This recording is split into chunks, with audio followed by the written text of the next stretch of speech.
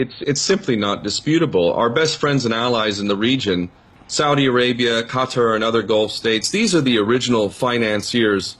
They're sort of our little proxies who did the initial financing of these son of a bitches, who have a basic sort of a Wahhabi, Takfiri, fake Islamic perspective, which is really grotesque. It is anything but true Islam. It's our best friends and allies, including Turkey as well, who have been shuttling these son of a bitches across the border into Syria. Jordan has played its part by providing training bases so that we can train these so-called moderate rebels that don't exist and never existed in the first place. We are the ones who have carried out a policy of effectively providing air cover for ISIS over the last year and a half or so while they were growing, the biggest military in the history of the world with a coalition running around and apparently unable to do what Russia has been able to do in just a couple of months of real bombing, of really going after so-called ISIS. I mean, we are the ones who protect these son of a bitches on every level.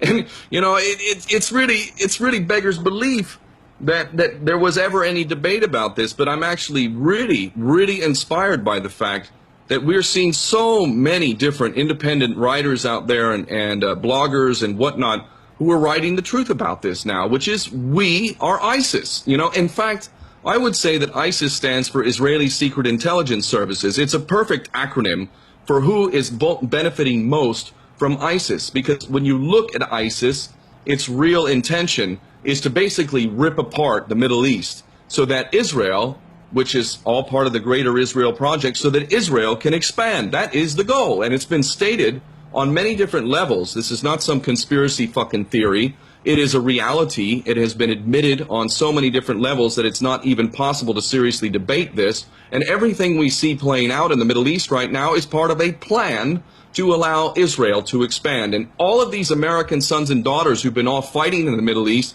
have been fighting for the so-called Jewish state, not for American interest. How did America benefit from anything we've done? And now you get 22 American service members a day committing suicide. How fucking stupid is it that we would send America's best, its sons and daughters, off to fight these bullshit wars for the Jewish state of Israel, when back home we don't even have social services, the infrastructure's falling apart, black people are getting executed every fucking day practically. I mean, this is insane. Why would we allow this to continue? And all of this is being done because our government is owned by the Jewish state of Israel, literally. And when you see how Netanyahu has come to the U.S. Congress 3 different times and how our so-called government bends over, literally bends over and takes it up the ass for a foreign criminal, it is insane. Insane. And all the while, many Americans have been sitting there waving their stupid fucking flag and have nothing to do with their U.S. Constitution, haven't even read the damn thing. So anyway, more and more Americans do not believe in this insanity and are waking up to the reality, and I have confidence that they will do what needs to be done. And one of the best steps that could be taken is to reinstate the U.S. Constitution and arrest every single one of these fucking traitors in the U.S. Congress and in the White House. That would be a damn good step to show that there are, in fact, real patriots within the United States. Yeah, there's that saying, if the U.S. military was trying to protect our freedom, they'd be attacking Washington, D.C., the District of Criminals. And, of course, you just brought up Israel. So here we go. You're an anti-Semite. Here comes the comments. Why don't you respond to that? Yeah, I mean, I'm honored by these smears. I really am. First off, it's pretty ridiculous. You know, Semites are denotes people of Semitic history and cultural reality. Semitic languages are Arabic and Hebrew. I have family members who are Semitic. In fact, you know, I don't like getting into my personal life, but I have family who speak the Arabic language. They are Semites. So, in fact, my children have Semitic blood. So, very interesting that I might be accused of being anti-Semitic. I think what people mean to say is that I'm anti-Jewish. And so if people want to accuse me of being anti-Jewish, well, let me define what I mean when I talk about the Jewish state. I am talking about a Jewish state that was built on the back of an ethnic cleansing of Palestinians who had committed no crime against them during the so-called Holocaust. Why isn't it Nazi Germany that would have paid the price for the crimes committed against Jews? Why is it that Palestinians have been paying the price for an apparently Northern European Nazi crime?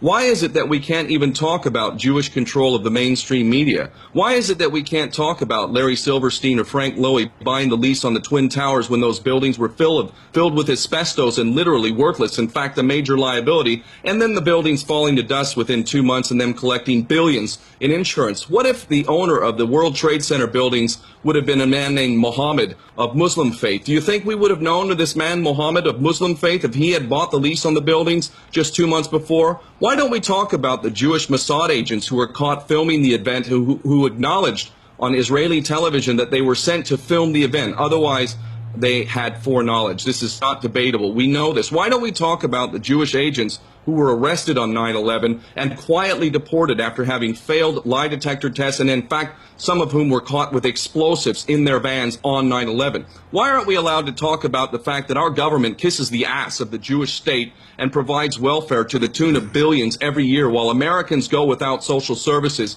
and don't have proper education? Why is it that we can't talk about all of these things? And why is it that we can't talk about the fact that the Jewish state allows Jews from all around the world to come back to the so-called Jewish state, and yet Palestinians who have deed title to land in Palestine have no right to return there? Why is it that we can't talk about any of that stuff? I'll tell you what I have a problem with. If Jewish people believe that they are the chosen ones, if they think that they are chosen by God and all the rest of us are effectively subhumans, goy, cattle, as we are referred to in the Talmud, then I've got a big fucking problem with Judaism. If, however, Jews believe that we are all brothers and sisters in one human family and they would wish to live in harmony with the rest of us, I have no problem with a Jew like that. But I have a big problem with many people who call themselves Jews, dual nationals in the U.S. government, traitors that they are, who definitely do not support anything known to be humane or brotherly at all. So I have